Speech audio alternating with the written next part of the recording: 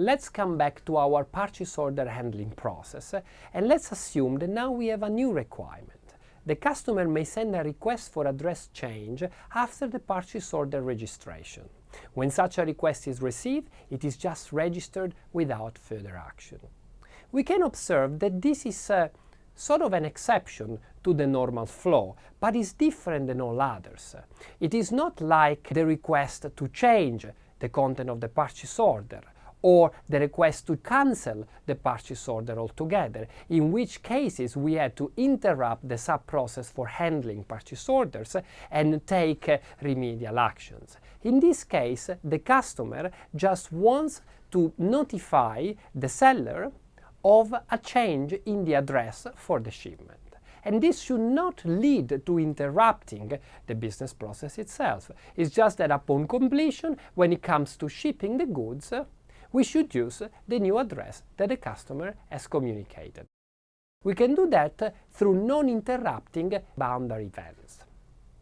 These non-interrupting boundary events, such as the timer or the message events, are represented with a double dashed border. So it's essentially a catching event, but the border is dashed.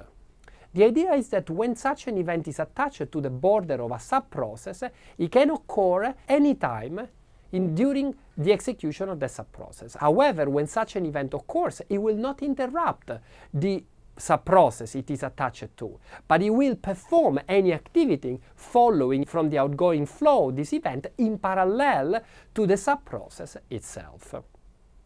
So the idea is that it must be attached to the boundary of an activity to work. So now, coming back to our purchase order handling process, we can attach an intermediate, non-interrupting, catching message event, label address change received, to the boundary of the handle purchase order subprocess.